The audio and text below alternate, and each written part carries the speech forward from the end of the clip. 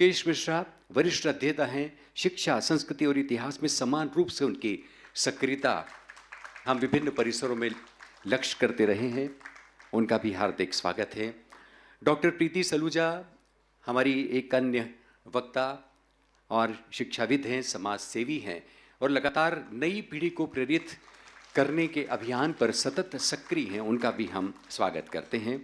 और श्री प्रेम शंकर शुक्ल भारत भवन के मुख्य प्रशासनिक अधिकारी हैं, लेकिन उनका एक दूसरा परिचय हिंदी के संसार में एक कवि का है।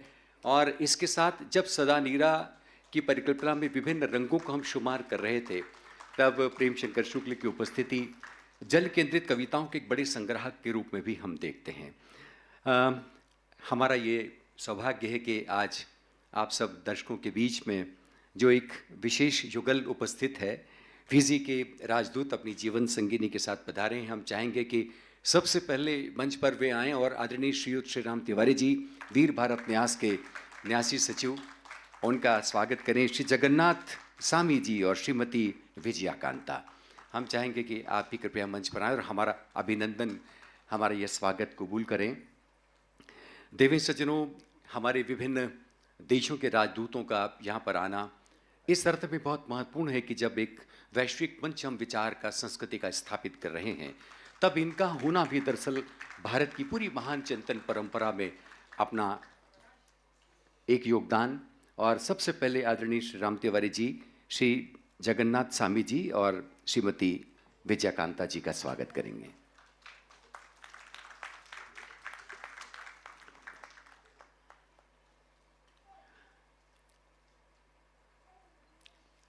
वीर भारत न्यास की ओर से ये जो हमारा विशेष स्मृति चिन्ह परिकल्पित किया गया है, बताने की ज़रूरत नहीं है कि पूरी सृष्टि और पंच तत्वों के आसपास उसका अपना जो ताना बाना है, उस एक छोटे से प्रतीक चिन्ह में हमने रूपायित करने की, मूर्त करने की कोशिश की है। स्वागत, अभिनंदन। और इसी क्रम में हमारे मंच पर उपस्थित वक्ताओं का सबसे पहले डॉक्टर विनोद तारे जी, संस्थापक प्रमुख हैं सी गंगा अभियान के, IIT कानपुर से हमारे बीच पधारे हैं। बहुत बहुत स्वागत, बहुत बहुत अभिनंदन आपका। इसी क्रम में उनके ठीक पड़ोस में उपस्थित डॉक्टर राजेश शर्मा जी, उनका भी स्वागत आदरणीय श्री राम तिवारी जी करेंगे। स्वागत राजेश शर्मा जी का। और इसी क्रम में डॉक्टर मुकेश मिश्रा विराजमान हैं, हम उनका भी आदरणीय तिवारी जी से स्वागत करने का अनुरोध करेंगे। ये तमाम वो विभूतियाँ हैं जो भारत भवन में और संस्कृति के विभिन्न मंचों पर अलग अलग तरह से, जिनकी अपनी एक वैचारिक उपस्थिति हुआ करती है। आज जल पुराण पर केंद्रित वक्तव्य के लिए हमने आमंत्रित किया है डॉक्टर प्रीति सलूजा जी का भी स्वागत।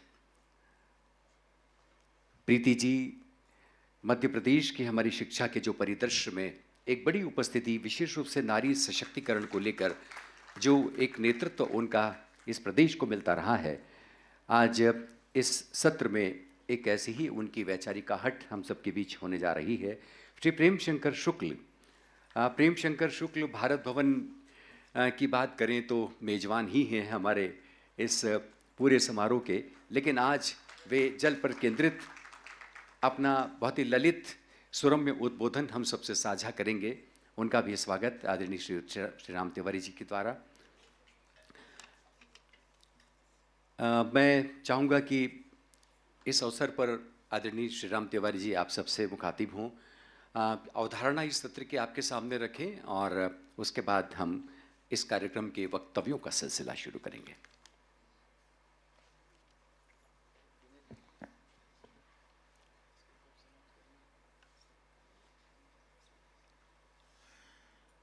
सम्मानित मंच और मित्रों, वीर भारत न्यास द्वारा भारत भवन में जल गंगा संवर्धन और विक्रमोत्सव 2026 के अंतर्गत सदा नीरा समागम का महती आयोजन किया जा रहा है और विचार सत्र की यह तीसरी शाम है और इस समागम की फिलहाल अंतिम, लेकिन विचार यज्ञ तो चूँकि जारी रहेगा ही, तो फिलहाल औपचारिक रूप से यहाँ हम एक तरह से पटाक्षेप करेंगे, पर कहीं और कुछ चीज़ शुरू हो जाएगी।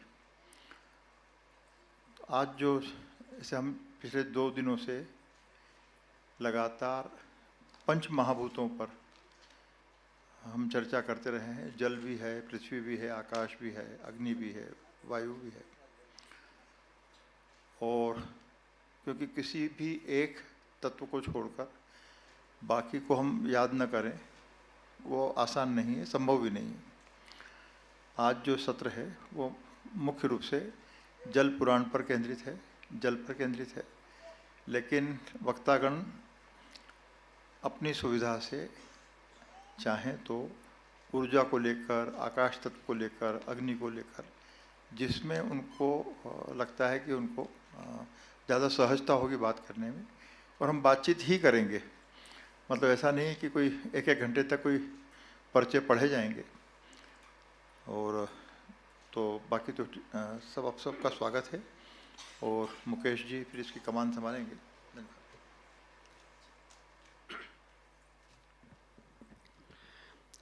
धन्यवाद आदरणीय तिवारी जी। विचारों का सिलसिला हम शुरू करें और क्रम तो मुकेश मिश्रा ही निर्धारित करेंगे, क्योंकि आज के हमारे आधिकारिक सूत्रधार भी हैं, वक्ता भी हैं। लेकिन तिवारी जी ने जिस बिंदु की ओर इशारा किया है मुख्य रूप से कि यूँ जल पुराण पर एकाग्र हमारा ये सत्र है, लेकिन चूँकि हम क्षिति जल पावक गगन समीरा इन 5 तत्वों की आवृत्ति में इस पूरे के पूरे वैचारिक समागम को देखने, परखने, सुनने, गुनने की चेष्टा कर रहे हैं, लिहाजा ये बहुत ही बेहतर होगा कि जल के साथ जुड़े अन्य तत्वों पर भी हमारे विद्वान चाहें तो अपनी बात कहेंगे। मैं चाहूँगा कि बहुत संक्षेप में पहले मैं इनका आपसे परिचय करा दूँ, ताकि यदि अवकाश रहे और आप अपना सवाल करें तो सवाल आपका बिल्कुल ठीक संदर्भ के साथ उन तक पहुँचे। आपकी कर्तध्वनि के बीच में जिस शख्सियत की सबसे पहले आमद इस मंच पर हुई थी, डॉक्टर विनोद तारे। डॉक्टर विनोद तारे एक सिविल इंजीनियर हैं और आईआईटी कानपुर के पूर्व प्रोफेसर हैं। उन्होंने आईआईटी कानपुर से पर्यावरण अभियांत्रिकी में एमटेक किया और पीएचडी की उपाधि प्राप्त की। डॉक्टर तारे ने आईआईटी परिसंघ का नेतृत्व किया, जिसने गंगा नदी बेसिन प्रबंधन योजना तैयार की, और वर्तमान में आप 12 राष्ट्रीय संस्थानों की सहभागिता में 6 नदियों के लिए नदी बेसिन प्रबंधन योजनाओं के अध्ययन का नेतृत्व कर रहे हैं। आपको बता दें कि डॉक्टर तारे ने अनेक शोधार्थियों का मार्गदर्शन किया है। व्यापक रूप से शोध पत्र उनके प्रकाशित होते रहे हैं और कई राष्ट्रीय और अंतर्राष्ट्रीय समितियों में बतौर विशेषज्ञ सलाहकार उनकी उपस्थिति रही है। डॉक्टर राजेश शर्मा जी, मैं पहले ही कह रहा था कि भोपाल में उनका नाम, उनका चेहरा किसी परिचय की दरकार नहीं रखता है, लेकिन एक राष्ट्रवादी और पर्यावरण और शिक्षा ऐसे मुद्दों पर जब चिंतन की बात आती है तो बिल्कुल एकदम तल स्पर्शी भारतीय चेतना को जैसे बिल्कुल आलोकित करते हुए अपना वक्तव्य देते हैं। किसी भी संदर्भ के साथ आप उनसे सवाल करें, बातचीत का छोर शुरू करें, तो देश के प्रतिष्ठित ऑर्थोपेडिक हैं और स्पाइन सर्जनों में उनकी गणना होती है। चिकित्सा क्षेत्र में अपनी विशेषज्ञता, सेवा भावना और समर्पण के माध्यम से समाज में विशेष पहचान आपने स्थापित की है। डॉक्टर शर्मा केवल एक कुशल चिकित्सक ही नहीं, बल्कि भारतीय समाज और राष्ट्र सेवा के प्रति एक समर्पित व्यक्तित्व भी हैं। वे स्वास्थ्य संगठन आरोग्य भारती के मध्य भारत प्रांत के अध्यक्ष के रूप में भी अपनी सक्रिय भूमिका का निर्वाह करते रहे हैं। डॉक्टर मुकेश मिश्रा, मैं आरंभ में ही बता रहा था कि भारतीय ज्ञान परंपरा को लेकर, संस्कृति को लेकर, इतिहास को लेकर और शिक्षा को लेकर एक बहुत महत्वपूर्ण वैचारिक ताना बाना सांगठनिक रूप से भी मुकेश मिश्रा बनाते रहे हैं। और आप जानते हैं कि भोपाल के लोग जानते हैं कि दत्तोपंत ठेंगड़ी शोध संस्थान भोपाल के आप निदेशक हैं। जैसा कि मैंने आपको बताया ही कि इतिहास, संस्कृति, सामाजिक विज्ञान के क्षेत्र में एक प्रतिष्ठित विद्वान के रूप में आपकी गणना की जाती है। लखनऊ विश्वविद्यालय से पीएचडी और एलएलबी की उपाधि आपने प्राप्त की। कई सारे देश विदेश में आयोजित इस तरह की शोध संगोष्ठियों में बहुत ही आधिकारिक उपस्थिति उनकी बनती रही है। हम उनका स्वागत करते हैं। डॉक्टर प्रीति सलूजा जी मध्य भारत के प्रसिद्ध शिक्षाविद हैं, समाज सेवी हैं, और जैसा कि मैंने उनके परिचय में शुरू में कहा, महिला सशक्तिकरण की दिशा में लगातार वे काम करती रहीं विभिन्न प्रकल्पों के माध्यम से। वर्तमान में सैम ग्लोबल यूनिवर्सिटी के चांसलर के रूप में कार्यरत हैं और शिक्षा के माध्यम से विशेष रूप से युवाओं को आत्मनिर्भर, सक्षम और नेत्रशील बनाने के लिए आप लगातार संकल्पशील हैं। आदरणीय प्रेमशंकर शुक्ल जी मंच पर उपस्थित हैं। सदा नीरा याद है होगा आपको कि लगभग 6-7 बरस पहले ये समारोह भारत भवन में हुआ था और तब जिस तरह की एक रूपरेखा तय की थी, उसी रूपरेखा को एक वैश्विक स्वरूप प्रदान करने का काम श्री राम तिवारी जी ने किया है। तो मैं प्रेमशंकर शुक्ल और श्री राम तिवारी जी के बीच में एक ऐसी वैचारिक संधि देख रहा हूँ, यानी भारत भवन और वीर भारत न्यास के बीच में। तो ये जो सदा नीरा उत्सव है, उसका नामकरण ही प्रेमशंकर शुक्ल ने किया। पृथ्वी और पानी उनके प्रिय विषय रहे हैं और लगातार उनकी किताब का नाम ही पृथ्वी पानी का देश है। और उसके पहले, सबसे पहले कुशाकाश उनका पहला कविता संग्रह आया था।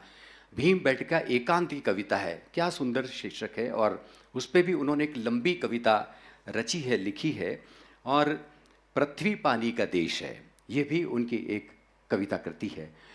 सदा नीरा के संदर्भ में उनका परिचय इस छोर के साथ मुझे महत्वपूर्ण लगता है कि लगातार नदी और जल केंद्रित कविताओं के बड़े संग्राहक के रूप में उन्होंने अपनी भूमिका का निर्वाह किया है और बहुत ही दस्तावेजी किस्म की पुस्तक जो है वो प्रकाशित हुई है।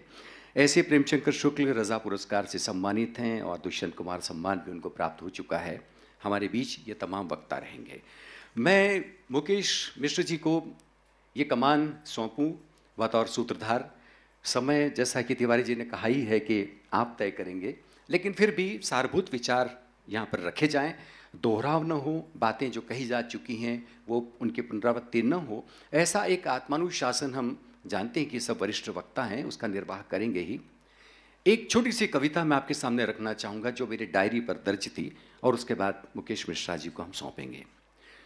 सूरज के ताप में कहीं कोई कमी नहीं, न चंद्रमा की ठंडक में, लेकिन हवा और पानी में ज़रूर कुछ ऐसा हुआ कि दुनिया में करुणा की ज़मीन सूख गई। इतनी कम पड़ गई है भाव कि ये भूमि की बर्फ पिघल नहीं रही, नदियां बह नहीं रही, झरने झर नहीं रहे, चिड़ियाएं गा नहीं रही, गायें रंभा नहीं रही।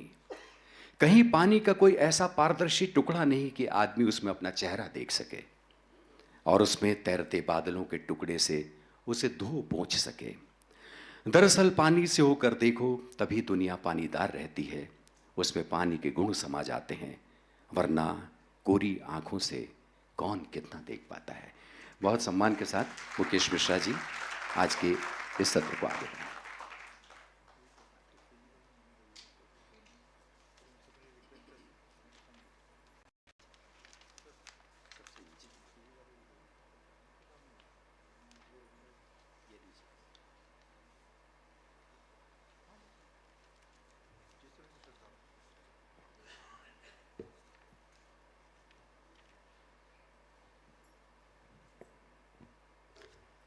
हरिओम, सभी को नमस्कार। स्वागत, वंदन, अभिनंदन आदरणीय विनय जी ने कर दिया है। और जैसा कि आदरणीय तिवारी जी ने हमें सत्र के बारे में बताया कि नाम जल पुराण है, लेकिन पुराण से इतर भी बात की जा सकती है। पुराणों का एक अर्थ इतिहास भी होता है, पुराण एक अर्थ में इतिहास है। तो इस अर्थ में हम जल के इतिहास पर भी चर्चा कर सकते हैं। मैं आगे इस सत्र को बढ़ाऊं उसके पहले हमारे जो मंचासीन अतिथि हैं सबको नमस्कार करता हूं, सबसे अनुमति भी लेता हूं। और हमारे अतिथि जो वास्तविक अतिथि हैं, हमारे फिजी के राजदूत आदरणीय जगन्नाथ स्वामी जी, अगर आपको सुविधा हो तो आप यहाँ बैठे, नहीं तो सामने भी स्थान ग्रहण कर सकते हैं, जैसी आपकी सुविधा हो तो बहुत अच्छा है। हमें अच्छा लगेगा कि आप यहाँ पर रहें। मित्रों, ये जो सत्र है बहुत विचार पूर्वक इसको रखा गया है। और पुराण शब्द का जो आशय यहाँ पर है, कोई पुराण जल पर नहीं है, लेकिन कोई पुराण ऐसा नहीं जिसमें जल नहीं है। यह भी बहुत महत्वपूर्ण है, हमें समझना चाहिए कि भारत में कोई भी वाङ्मय शायद ही ऐसा है जिसमें जल की चर्चा न की गई हो। आपके हमारे वेद से लेकर के और कालांतर के जितने ग्रंथ हैं उनमें जल की चर्चा है, जल का इतिहास है, उसके महत्व पर चर्चा है। हमारे जो भारत की सृष्टि विषयक चिंतन है उसमें जल सबसे पहले माना गया है कि जल सबसे पहले आया है और शेष सृष्टि को जन्म देने की शक्ति भी उसी के भीतर है और किसी में ये शक्ति नहीं है। तो विधाता की पहली रचना जल है। विधाता की पहली रचना को लेकर के यह केंद्रित यह सत्र है। और हमारे वेदों में, अथर्ववेद में विशेष रूप से कहा गया है कि जल अमृत है, जल में औषधि है। जल की प्रशस्ति में बहुत कुछ कहा गया है, यहाँ समय नहीं है कहने का। और फिर कैसे वरुण की संकल्पना और मित्र की संकल्पना, ये सारी बातें हमारे वेदों में मिलती हैं। महाभूतों को लेकर के जो ये पूरा 7 दिन का ताना बाना है पंच महाभूत, उसमें जल सर्वाधिक महत्व रखता है। और भारत की इस आध्यात्मिक भूमि में जल को लेकर के कितनी न केवल विचार बल्कि प्रक्रियाएं और व्यवहार और अनुष्ठान, ये सारी बातें हमारी लोक परंपराओं में भी देखती हैं। उनके जल के लिए कितनी स्तुतियां हैं, ये सारी बातें हैं। वेद भी प्राकृतिक संसाधनों में सर्वाधिक अगर किसी को महत्व देते हैं तो जल को देते हैं, बल्कि उसे देव रूप भी मानते हैं। तो हमारे पुराणों में भी इसकी चर्चा है। जल पुराण इस सत्र का नाम है। और स्कंद पुराण हो या गरुड़ पुराण हो, इन सब में इसकी समुचित चर्चा, उसका उल्लेख हुआ है। और कुछ पुराणों में तो जल को माता के समान माना है, माता ही कहा है। कुछ ने देवी का स्थान दिया है, कहीं इसको रोगों का निवारक कहा है, तो कहीं पापों को हरण करने वाला कहा है। सारी नदियों में जो स्नान को लेकर के संकल्पनाएं हैं, वो कैसे पाप मुक्ति से जुड़ी हुई हैं, आप सब जानते हैं, वो बताने की ज़रूरत नहीं है। तो जल को लेकर के बहुत सारी बातें हमारे संदर्भों में कही गई हैं। पर्जन्य की चर्चा है, जो वर्षा के रूप में जल का प्रतिनिधित्व करते हैं और जो पृथ्वी पर जीवन का पोषण करते हैं, पालन करते हैं, पालन पोषण करते हैं। वर्षा के सर्वोच्च देवता के रूप में पर्जन्य की चर्चा की गई है। पर्जन्यम शत विष्णविम, ये उल्लेख कहा गया, जहाँ जिसका अर्थ है वर्षा का जल अन्य सभी जलों से 100 गुना अधिक शक्तिशाली है। तो वर्षा के संचयन, उसके संरक्षण की भी पूरी व्यवस्था हमारे वांग में बताते हैं, पुराण बताते हैं। इंद्र को लेकर के बहुत कुछ कहा गया है, आप सब विद्वत लोग हैं। और आज ये जो कार्यक्रम का जो जल गंगा संवर्धन का जो मूल उद्देश्य है, वो आज कितनी ज़रूरत है उसको लेकर के हमारे इन शास्त्रों में कब कितना 1000 साल पहले चर्चा की गई है, चिंता की गई है। तो ये सारी बातें वहाँ पर कही गई। सरस्वती की भी चर्चा हम करते हैं। और ऋग्वेद में सरस्वती को महाअर्ण कहा है, अर्थात महाजल राशि सरस्वती को कहा है। कई बार हम केवल सरस्वती को विद्या की देवी मानते हैं, लेकिन इसको किस तरह की संकल्पना लेके चले हैं हमारे ऋषि, ये भी समझने की ज़रूरत है। तो सरस्वती को लेकर के भी इस तरह की बात कही गई है। वरुण को लेकर के बात कही गई। वरुण समुद्रों और जल के देवता हैं ही। अनेक सूत्र हमारे पास उपस्थित हैं वायु पुराण में। मैं थोड़ी चर्चा इसलिए कर रहा हूँ कि पुराण ये न उपेक्षित महसूस न करे कि हमारी चर्चा नहीं हुई, तो इसलिए पुराणों की चर्चा भी जरूरी है। तो वायु पुराण में इसका बहुत उल्लेख है और सृष्टि की रचना में जल के महत्व को वहाँ रेखांकित किया गया है। अग्नि पुराण तो कहता है कि सृष्टि विष्णु की लीला है और ब्रह्मा ने सृष्टि की इच्छा से सबसे पहले जल की रचना की। जल को नार कहा वहाँ पर, क्योंकि वह परमात्मा की उत्पत्ति है। चूँकि उनकी पहली गति जल में हुई, इसलिए वे नारायण कहलाए।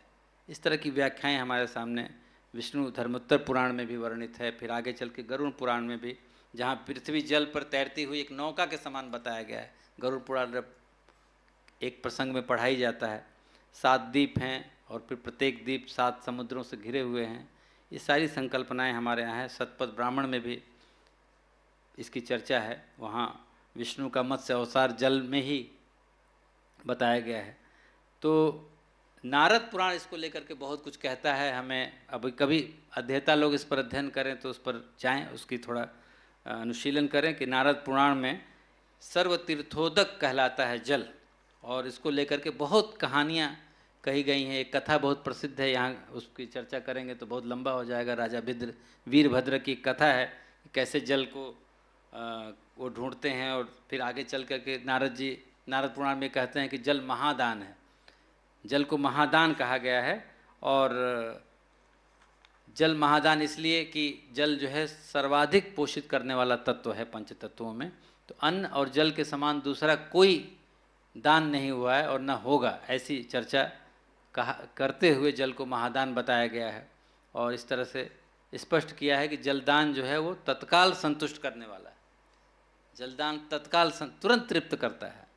ये पूरा एक विज्ञान है हमारी भारतीय ज्ञान परंपरा में जल को लेकर के, और अनेक फिर कर्तव्य बताए गए हैं। और आज जो सरकार कर रही है, संवर्धन की बात आप कर रहे हैं, नारद पुराण में संवर्धन की भी चर्चा है, और न केवल नए जलाशय बनाने की चर्चा है, बल्कि जो पहले से मौजूद हैं उनको ठीक रखने, उनको संरक्षित करने, उनको नए स्वरूप देने और उनको संवर्धन करने की भी पूरी एक व्यवस्था बताई गई है। तो जल को लेकर के कोई विशेष पुराण तो नहीं है, लेकिन सारे पुराणों में जल है, सारे ग्रंथों में जल है। जल है तो जीवन है, ये पूरा हमारी ज्ञान परंपरा जानती है। मैं इसी चर्चा को आगे बढ़ाने के लिए और इस आज के सत्र को समृद्ध करने के लिए मैं सबसे पहले आपको आमंत्रित करूं डॉक्टर राजेश शर्मा जी को। आपका परिचय यहाँ पर दिया गया है, पहले भी हम सब आपको सुन चुके हैं। तो मैं आदरणीय राजेश शर्मा जी से अनुरोध करूंगा कि वो अपने विचार से हमें अभिसिंचित करें।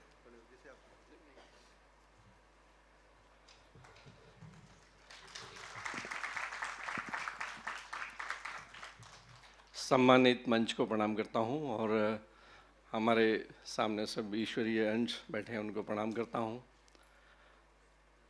जो विषय है वो तो जल से संबंधित है। जल की महत्ता को अगर हम समझते हैं तो आज सुबह जब मेरा घर चूँकि अस्पताल के ऊपर है, नर्मदा अस्पताल के ऊपर ही है, तो लिफ्ट से आके जब गैरेज से निकलते हैं तो देखा मैंने कि मोटर का काम हो रहा है। जो सबमर्सिबल पंप है वो गैरेज में ही बोरिंग हुई हुई थी, तो लंबा पाइप जो है वो निकाला जा रहा था काफ़ी मेहनत से। तो मैंने बोला क्या हुआ? बोले साहब मोटर ख़राब होगी शायद। तो चलिए ठीक है, मोटर ठीक हो जाएगी। अस्पताल है, अस्पताल में जल की कितनी महत्ता है हम सबको पता है। बाद में फिर दोपहर के बाद पता चला कि साहब मोटर तो ठीक है, वाटर लेवल नीचे चला गया है। भाई वाटर लेवल नीचे चला गया है, ये सुन के थोड़ी देर के लिए एक हार्ट बीट तो मेरी मिस हुई। ये मान के कि अगर पानी नहीं है तो जल नहीं है तो क्या हालत होने वाली है। और अचानक ध्यान आया कि कोविड के समय पे मैंने ऑक्सीजन सिलेंडर, जब सेकंड कोविड की वेव थी, तो ऑक्सीजन सिलेंडर और लोगों को सांसों के लिए मैंने मरते देखा, झगड़ते देखा। और लोग बाग जो है ऑक्सीजन के सिलेंडर लोगों ने घर पे रख लिए। हवा के लिए, ऑक्सीजन के लिए जो मारामारी और जो कमी महसूस की, हम सब ने वो समय देखा है ऑक्सीजन का, जब वायु और ऑक्सीजन की कमी थी। और मैंने कहीं पढ़ा भी था कि अगर कहीं तीसरा विश्व युद्ध हुआ तो वो जल के लिए होगा। और हमने बचपन में, जब मैं 6वीं 7वीं 8वीं की बात करूं, जब ट्रेन जर्नी किया करते थे तो स्टेशन पे कभी बिस्लरी की बोतलें पानी में भर के मिलती नहीं थी। हम घर से सुराही लेके जाते थे, नल थे और उसमें पानी मिलता था आराम से। पानी बिकेगा ये उस वक्त तो हमने कभी कल्पना नहीं की थी।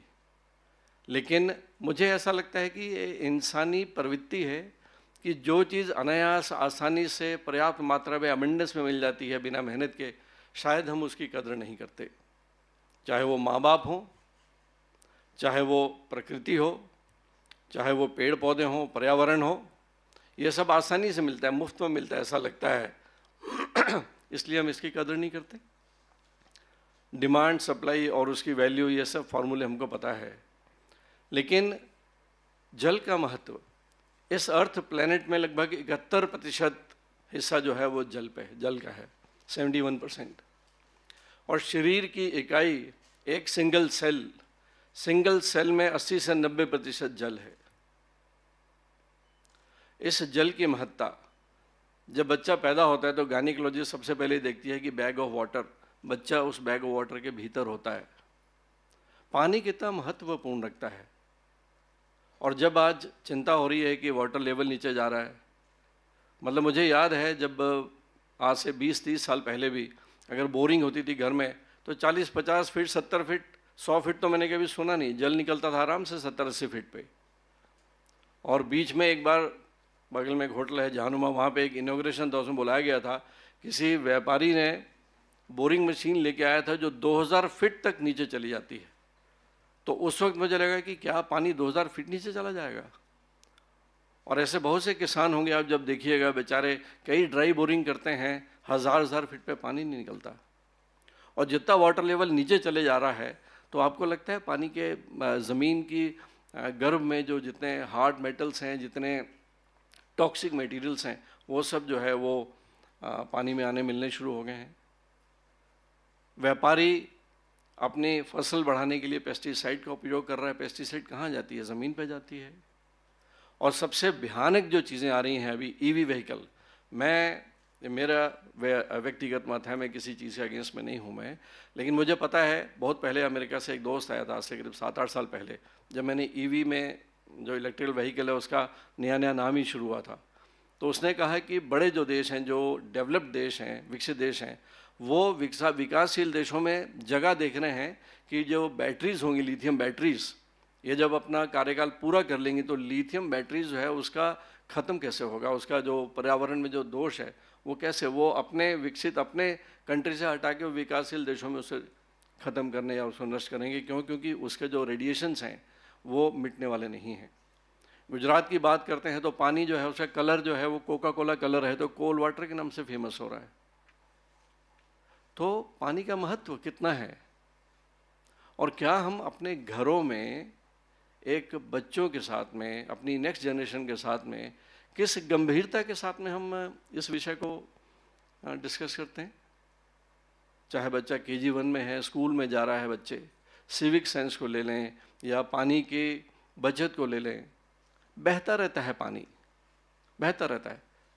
एक एस्ट्रोलॉजर के पास जाओ यदि, तो 2-4 चीज़ें बोलता है कि आपके घर में कोई कांच में तड़कन तो नहीं है, दरार तो नहीं है, दरिद्रता आती है इससे, लीकेज तो नहीं है, पक्का कहीं ना कहीं वो पानी लीकेज होगा। अस्पताल में, संस्थान में, बैंक में, अगर कहीं बाथरूम में कहीं कोई नल खुला छूट गया या लीकेज हो रहा है, ये सच है। ऊर्जा का लॉस होता है। और जब ऊर्जा की बात करते हैं तो मैं यहाँ कहना चाहूँगा बिल्कुल कि जो हमने साइंस पढ़ी है वो न्यूटोनियन साइंस पढ़ी है, न्यूटन की, बेस्ड ऑन स्थूल में जो दिखता है, मॉलिक्यूलर मटेरियल। लेकिन धीरे धीरे धीरे जब जो जिज्ञासु थे उन्होंने और जानने की कोशिश की, तो अल्टीमेटली किसी चीज़ को डिवाइड करते करते करते करते सबसे छोटा पार्टिकल जो है वो मॉलिक्यूल निकला, अणु। फिर साइंस ने उसको और आगे देखा तो उसमें परमाणु निकला है, एटम। और एटम के बाद भी जो है जब बात चली, डेफिनेटली आइंस्टीन के टेबल पे गीता थी। जब ख्याल आया कि नहीं, एक आत्मा नाम की चीज़ भी है, ऊर्जा भी है। ऊर्जा क्या है? तो जब वहाँ से निकला है कि ये एटम जो है, एटम काहे से मिलके बना है? हम सबका शरीर जो है वो अल्टीमेटली मॉलिक्यूल से मिलके बनता है। सेल जो है मॉलिक्यूल से मिलके बनते हैं, मॉलिक्यूल एटम से। एटम काहे से मिलके बनता है? सब एटॉमिक पार्टिकल से, इलेक्ट्रॉन, प्रोटॉन और न्यूट्रॉन। ये इलेक्ट्रॉन, प्रोटॉन और न्यूट्रॉन काहे से मिलके बनते हैं? तब जाके जो है आइंस्टीन का फार्मूला समझ में आता है कि E=mc², कि किसी भी चीज़ को अगर हम प्रकाश की दुगनी गति प्रदान करते हैं तो ऊर्जा में तब्दील हो जाती है। अर्थात जो स्थूल है वो सूक्ष्म में बदल जाता है। तो स्थूल क्या है और सूक्ष्म क्या है? अपने शरीर की बात करते हैं तो हम माइंड बॉडी बहुत आराम से सुनते हैं, mind and body, mind body. Mind body science, फिर माइंड बॉडी एंड सोल भी है।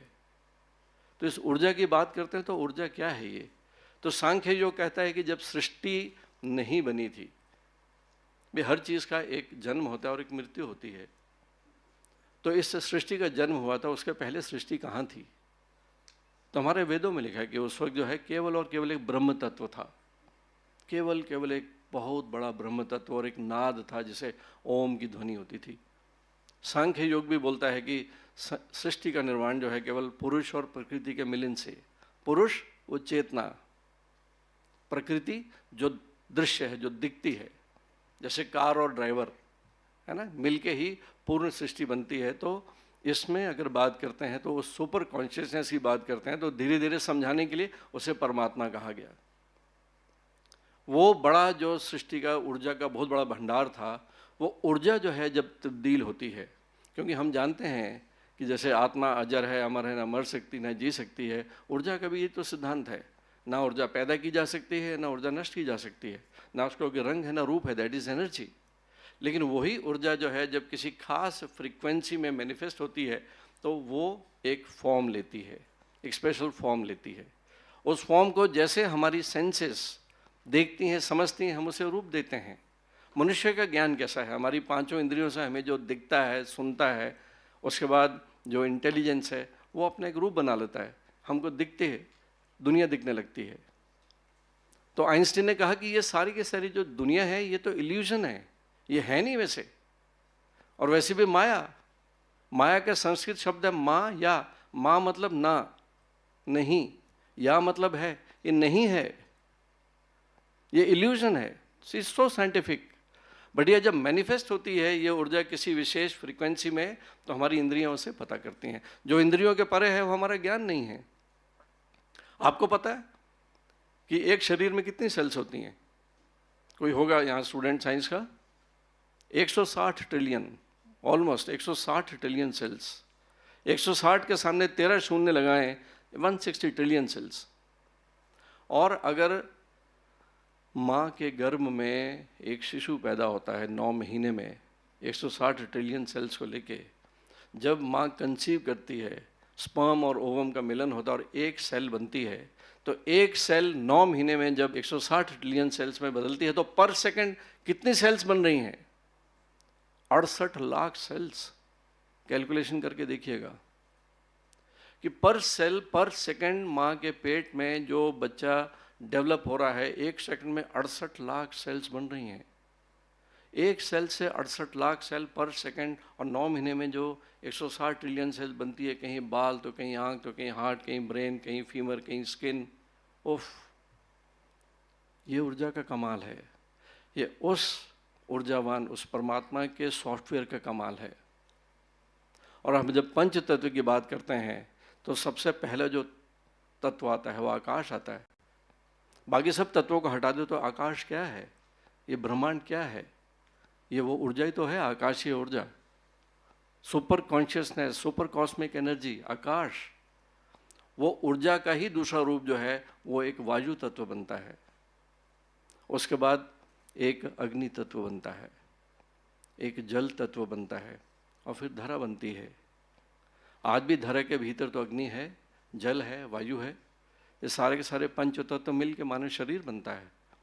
फिर अहम ब्रह्मास्मि की बात करते हैं तो यस, इस पूरी योनियाँ जितनी भी हैं 84 लाख योनियों में केवल और केवल एक मनुष्य ऐसा है, एक मानव सभ्यता मनुष्य ऐसा है जिसके ब्रेन को धीरे धीरे साइंस ने नियो कॉर्टेक्स बोला। मनुष्य के जैसे दिमाग किसी भी प्राणी में नहीं है, ना व्हेल में ना हाथी में।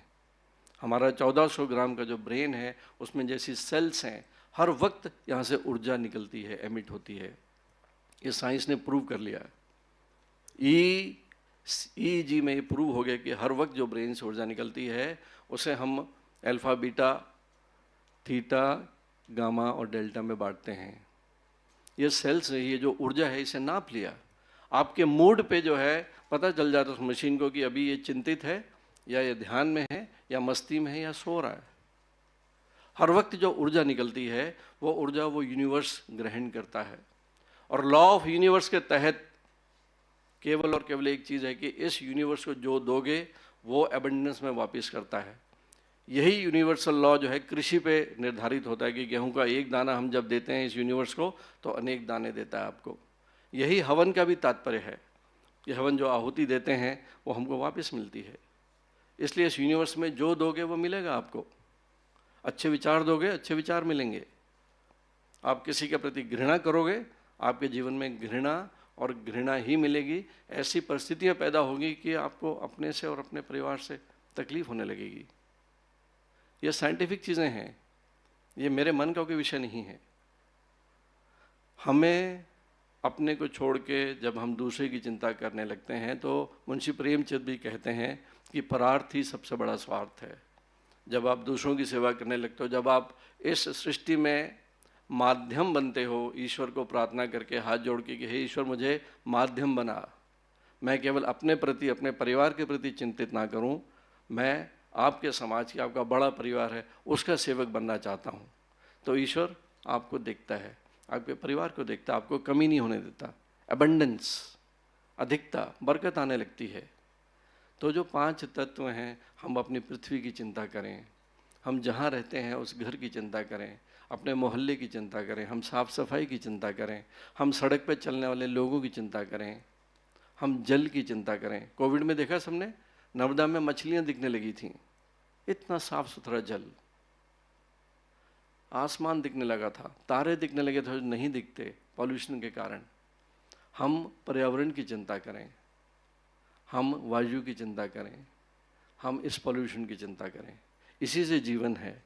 हम कम से कम जो है आने वाली जनरेशन को एक अच्छी धरती देके जाएं, एक अच्छे खनिज देके जाएं, अच्छा जल देके जाएं, अच्छी वायु देके जाएं, अच्छा चिंतन करें, आपको अच्छे विचार आएंगे।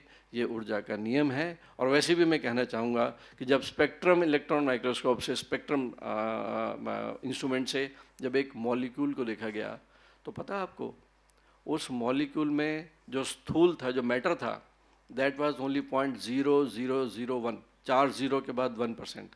उस मॉलिक्यूल में केवल मैटर जो स्थूल था, बाकी 99.999% इट वाज वैक्यूम, स्पेस थी। और आप सारे के सारे जो लोग मेरे सामने बैठे हो, आप अपने असली अस्तित्व का मात्र 0.0001% हो। आपका जो ऑरा है, आपका aura, that is a huge aura. और जब हम ऊर्जा की बात करते हैं, जब क्वांटम की बात करते हैं, तो ये बिल्कुल सही है कि हर व्यक्ति, आपकी छोड़ी हुई सांस मैं ग्रहण कर रहा हूँ, मेरी छोड़ी हुई सांस आप ग्रहण कर रहे हो। ऐसा कहते हैं क्वांटम फिजिक्स में कि अमेरिका में अगर कोई कुत्ता भी पूंछ चलाता है यदि, तो उससे पैदा ऊर्जा आपको प्रभावित करती है, हम सबको प्रभावित करती है। हमको सेंसिटिव होना बनता है बस।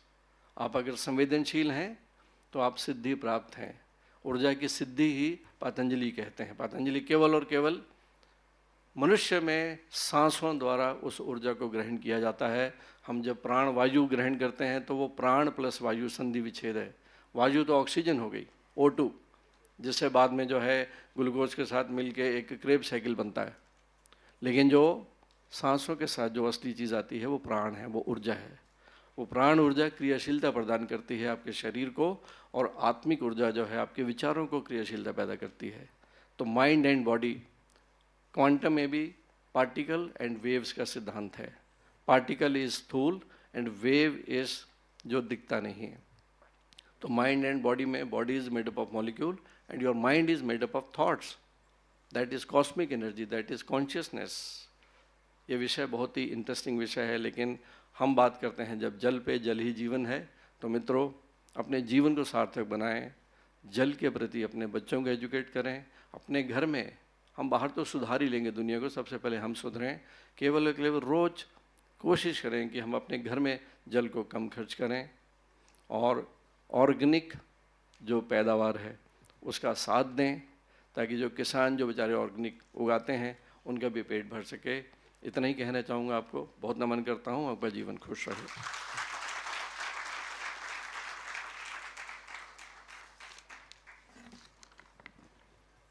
ऊर्जा के विज्ञान, उसके महत्व को आपने बहुत सुंदर ढंग से रेखांकित किया।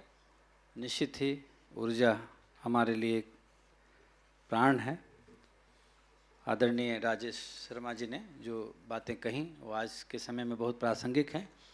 समय की सीमा है, इसलिए मैं थोड़ा अगले वक्ता को बुलाऊं। और उसके पहले एक बात जो मुझे अभी ध्यान में आई कि ऋग्वेद में जब मैं कुछ पढ़ रहा था तो मुझे ध्यान में आया कि ऋग्वेद में पानी के किस्मों पर भी विचार किया गया है और उसकी भी चर्चा की गई है। और उन्होंने कहा, या आपो दिव्या उतवा स्रवंती खनित्रमा उतवा या स्वयंजया। दिव्या अर्थात वर्षा का जल है, और स्रवंती मतलब बहते हुए जल को कहा, और एक खनित्रमा नामक जल है जो खोद करके निकाला जाता है, और एक है स्वयंजा जो सरोवर का पानी होता है जो स्वयं उत्पन्न होता है। पानी के प्रकार को भी इस तरह से रेखांकित किया गया है हमारे वेदों में, हमारे ग्रंथों में। और आगे की जो महिमा मैंने पिछले चर्चा की थी, मैं सीधे अब आदरणीय डॉक्टर विनोद तारे जी को बुलाऊंगा। आपको प्रेजेंटेशन देना था, लेकिन अभी आपका कहना है कि मैं आपसे सीधे संवाद करूंगा। डॉक्टर विनोद तारे जी।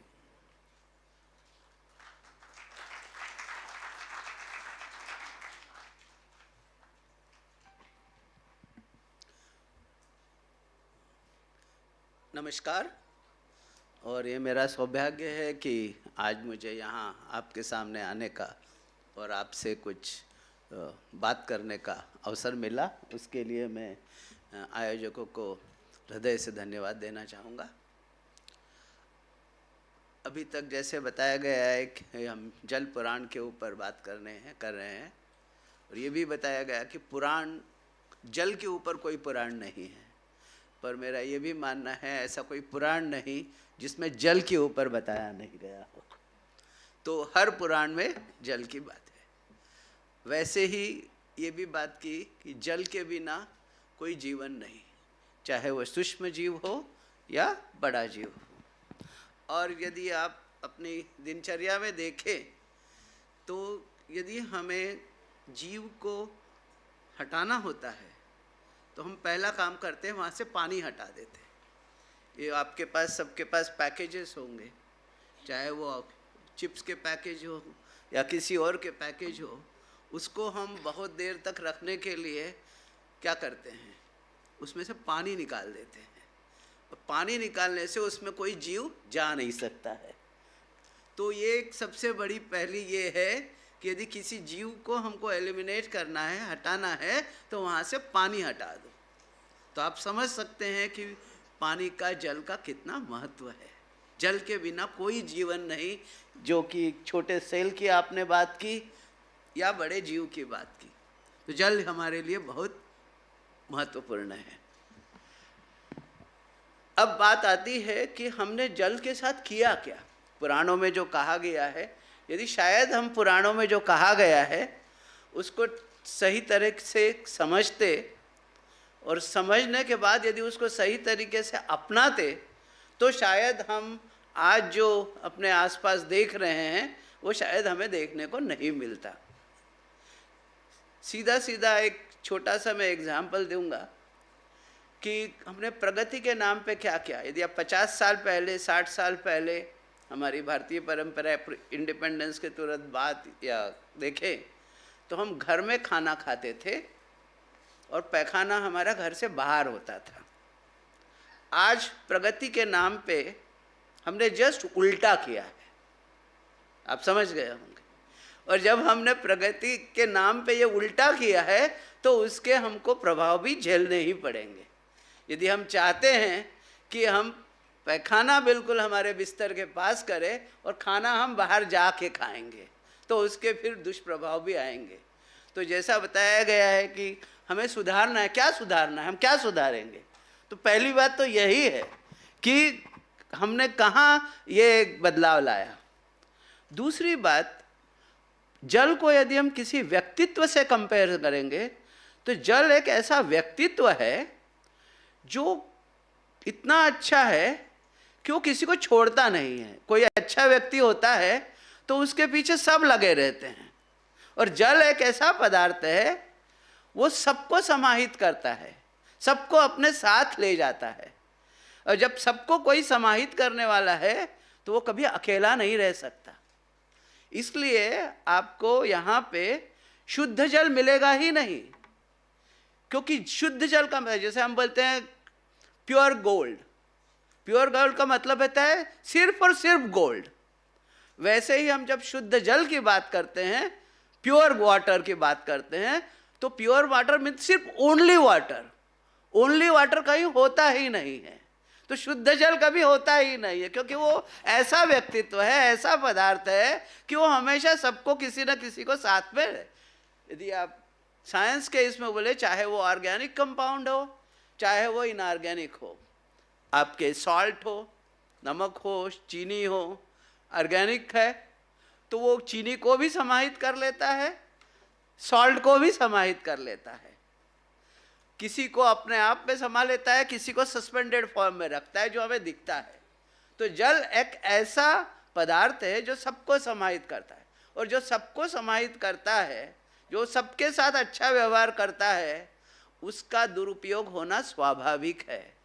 और यही हमने किया है अपनी जिंदगी में, हमने जल का दुरुपयोग किया है। और यदि हम जल का दुरुपयोग करते हैं तो उसके दुष्प्रभाव भी हमको ही झेलने पड़ेंगे। पहला दुरुपयोग क्या है ना। यदि आप सोचेंगे कि कई बार जल के बारे में आपको बताया जाता है कि जल को बचाना है, हमको बताया जाता है कि वो टैप जो है, टैप वाटर है, यदि लीक कर रहा है उसको बंद कर दो, उस समय उसको चालू मत करो, थोड़ा कम चालू करो। पर क्या आपने कभी सोचा है कि जल का मिसयूज यदि मैं कहूँ तो आप किस लिए करते हैं? जो चीज़ आप 5 सेकंड 10 सेकंड देखना नहीं चाहते, जो चीज़ आप 5 सेकंड 10 सेकंड उसका स्मेल नहीं करना चाहते हैं, उसको बहाने के लिए आप जल का इस्तेमाल करते हैं। क्यों? क्योंकि वो आपकी दृष्टि से दूर हो जाए। यदि मैं आज के जो हमारी सबसे बड़ी चुनौती है वो सिर्फ हमारी ये धारणा है। यदि आप आज के जल में टॉयलेट्स की बात करते हैं, टॉयलेट में हम पानी डालने की बात करते हैं, फ्लश करने की बात है। क्या कभी आपने सोचा कि हम फ्लश करते क्यों हैं? सिर्फ इसलिए फ्लश करते हैं कि जो हमारे शरीर से गंदगी निकलती है उसको हम 5 सेकंड 10 सेकंड भी देखना नहीं चाहते हैं और उसको हम अपने यहाँ से दूर ले जाना चाहते हैं। और उसके लिए क्या करते हैं? जल बेचारा कुछ कहता नहीं है। जल वो उसको सबको ले जाके आपको भी जीवंत रखता है और आपके सब काम करने में भी मदद करता है। तो जल आपकी वो गंदगी बहाने का भी काम करता है एक जगह से।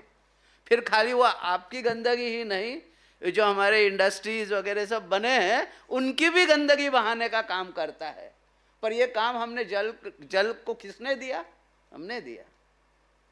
तो यदि हम आज जल की चुनौती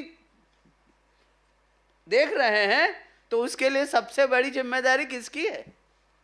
वो हमको कहीं ना कहीं सोचना पड़ेगा कि कहाँ से हम शुरुआत करें। मेरे को लोग बाग ये बोलते हैं कि नदियों के बारे में, गंगा के बारे में, गंगा ये है हमारा अपना व्यक्ति, मैं क्या करूं, मैं अकेला था।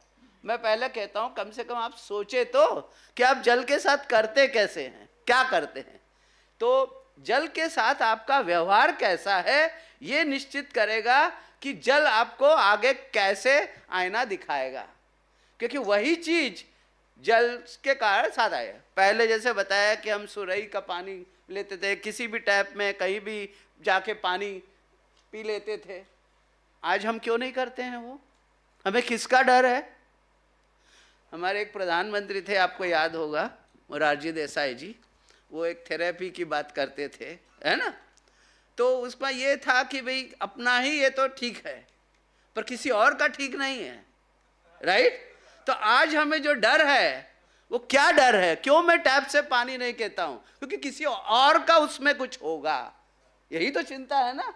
क्यों आज जो हम प्रदूषण की या इन्फेक्शन की या इसकी बात करते हैं, क्या चिंता है? वही तो चिंता है ना कि मेरे को उससे टाइफाइड हो जाएगा, उससे मेरे को कुछ पोलियो हो जाएगा, क्योंकि पानी से कुछ आएगा और वो किसी और के थ्रू आएगा। यही तो चिंता है ना।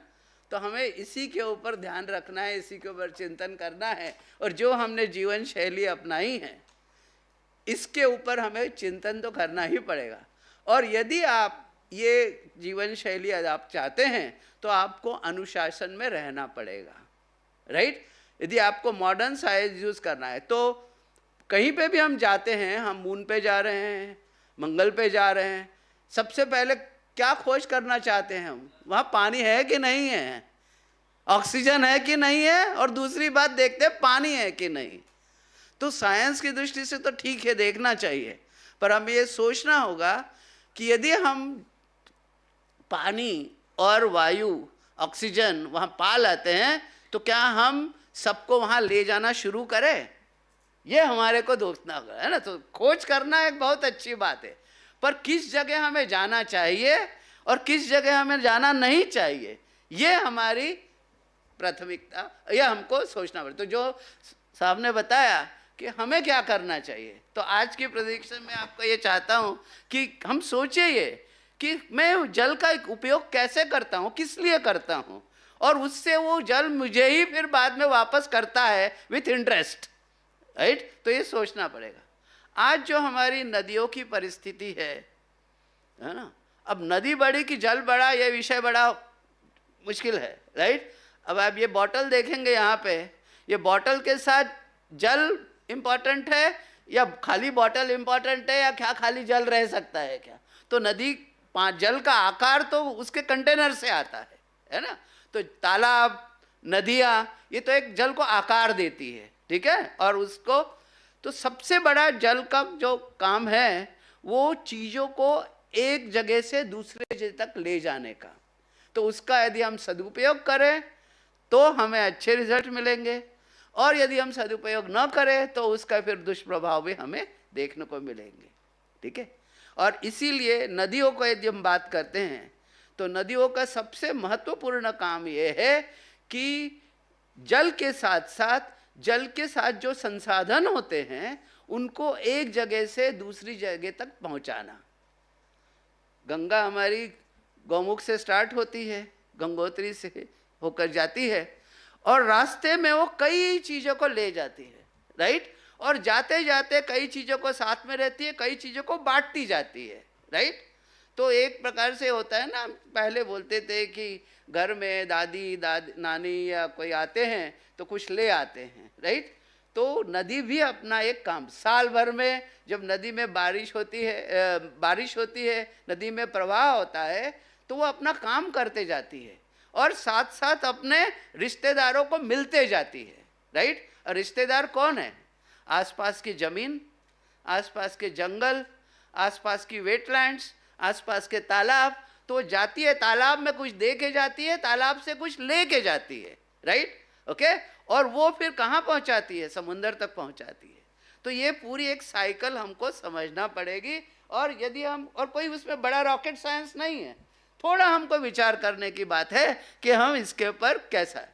तो क्या हमने उस काम में कोई बाधा लाई है? और यदि लाई है तो हमारा काम है, तो नदियाँ यदि खराब हुई है, नदियों की जो आज परिस्थिति है, तालाबों की जो आज परिस्थिति है, जो है इसलिए कि हमने प्रकृति के कामों में बाधा डाली है।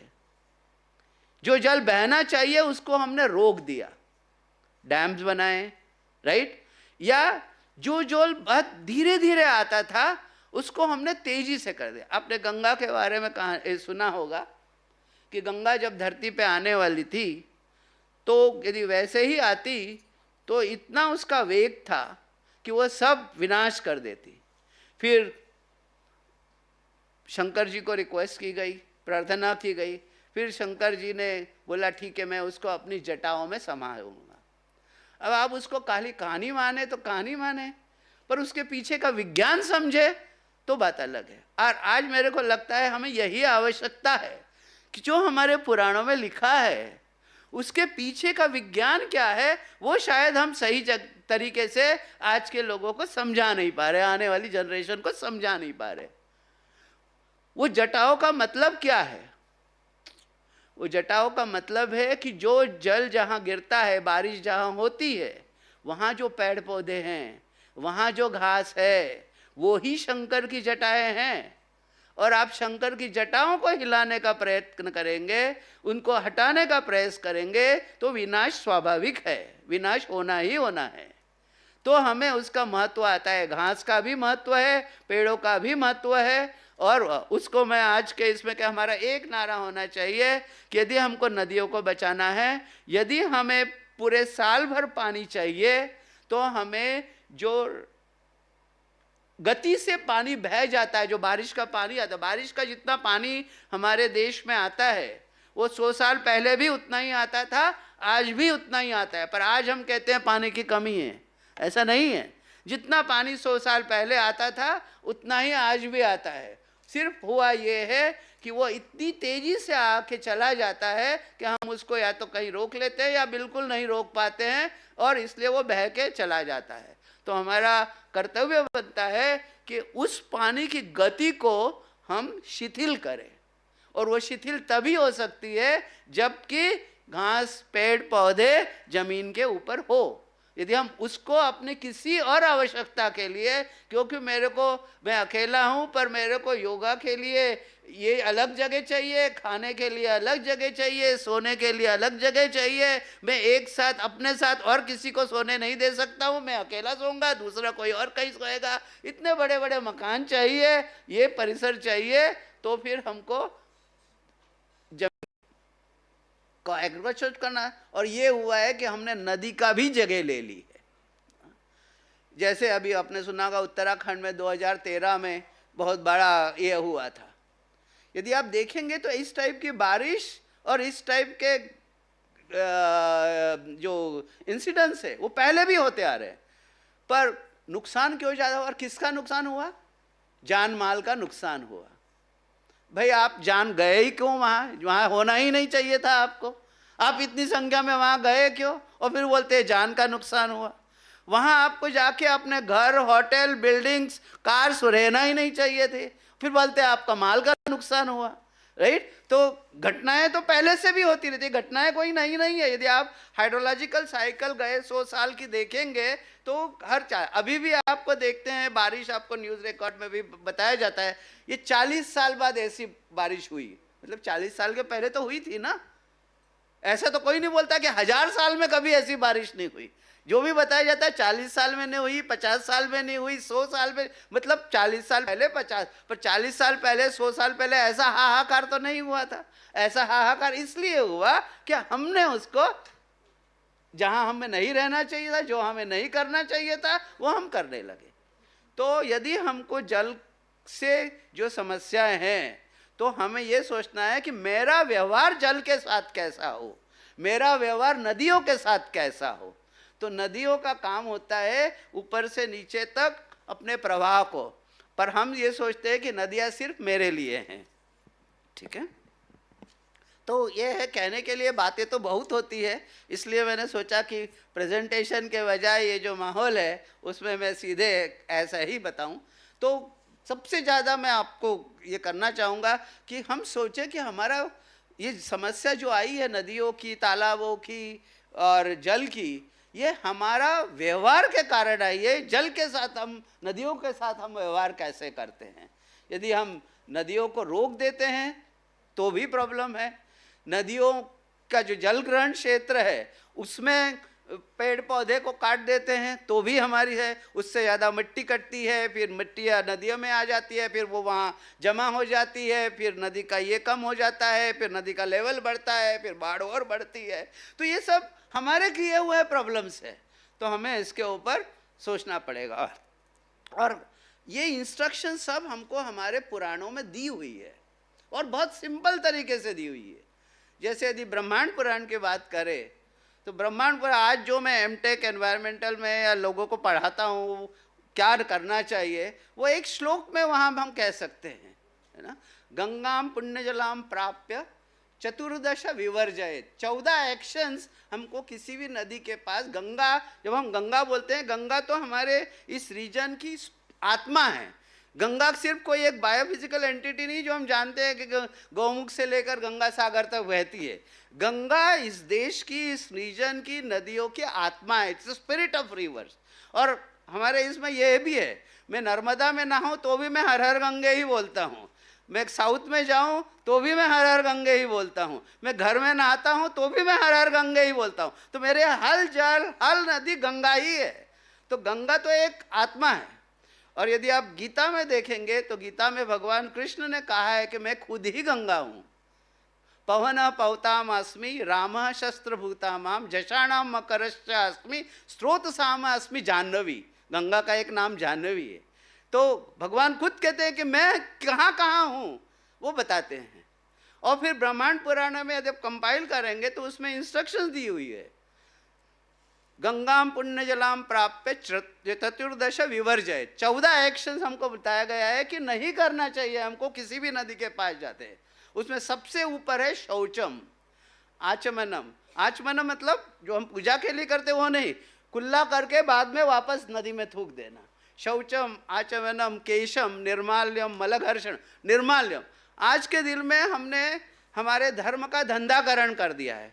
पंडित जी आते हैं, हम कोई सत्यनारायण की पूजा करते हैं या कोई पूजा करते हैं, पंडित जी कहता है बेटा ये सब संभाल ले, पूरा के पूरा हवन का सामान उसको एक प्लास्टिक बैग में रख ले और यमुना में, गंगा में बहा के आ जा। हमारा धर्म ये नहीं कहता है, ये बैन है। ओके, शौचम, ओके, आचमनम, केशम, निर्माल्यम, ये गंगा में डालने के, नदी में डालने के, पानी के डालने के वर्जित है। ओके, पर हमने जब से धंधे का, रीजन का धंधाकरण कर दिया तो हमने उसका ये किया।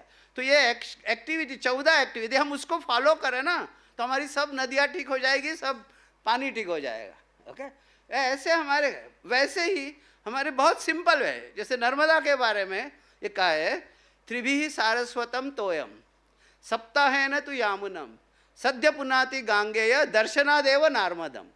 मतलब सरस्वती में 3 दिन, यमुना में 7 दिन, गंगा में एक डुबकी से, और नर्मदा के बारे में बोले है कि सिर्फ दर्शन मात्र से।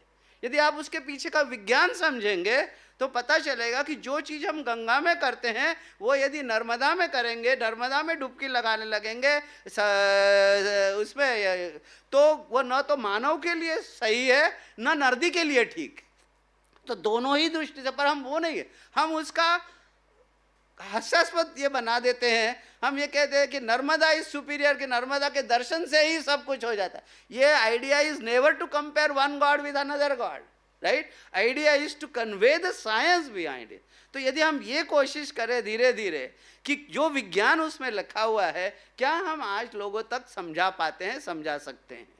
समय की सीमा है, कहने के लिए तो बहुत सारी चीज़ें हैं, और मुझे बहुत अच्छा लगा। यदि आपके कोई सवाल हो गए, कोई डिस्कशन हुआ, मुझे फिर मौका मिलेगा तो मैं और कुछ बता सकूँगा। पर हमारी आज की आवश्यकता है कि जो हमारे पुराणों में बहुत सरलता से हमको जो समझाया गया है, उसके आज के दृष्टि में, विज्ञान की दृष्टि से, तो यदि हम आगे बढ़ना है तो सही तरीके से हमको 3 चीज़ों का संगम करना है।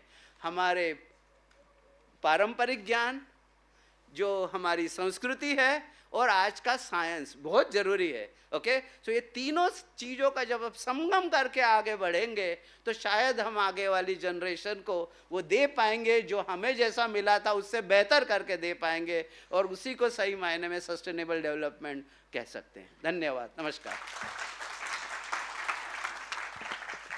बहुत बहुत धन्यवाद डॉक्टर साहब, आपने नदी के इकोसिस्टम की ओर सबका ध्यान आकर्षित किया। निश्चित ही नदियों को स्वच्छ रखना भी हमारा कर्तव्य है, और उसके लिए कितना पहले हमारे ऋषियों ने चिंता की, इसकी ओर भी आपने हमारा ध्यान आकर्षित किया। बहुत बहुत आभार आपका। मैं अब इस सभा में उपस्थित डॉक्टर प्रीति सलूजा जी को आमंत्रित करता हूं, कृपया संक्षिप्त में अपने भाषण से हमें अभिसिंचित करें।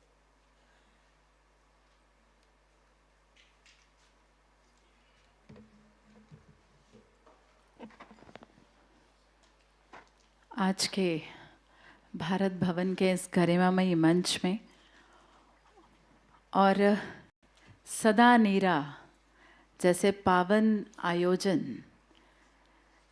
के मध्य मैं अपने आप को पाकर बहुत ही गौरवान्वित महसूस कर रही हूँ। इसके लिए बहुत धन्यवाद देना चाहूँगी मैं आयोजकों का, श्री राम तिवारी जी का, और निश्चित ही यहाँ पर उपस्थित सभी अतिथिगण जो बैठे हैं, और जो मैं कहूँगी कि जल संवर्धन के प्रति जो समर्पित नागरिक यहाँ बैठे हैं, जो बहुत ही धैर्यपूर्वक यहाँ हम सबको सुन भी रहे हैं और चिंतन भी कर रहे हैं, जो मुझे दिख रहा है, और साथ ही सभी विद्यार्थी, आप सबको मेरा सादर प्रणाम।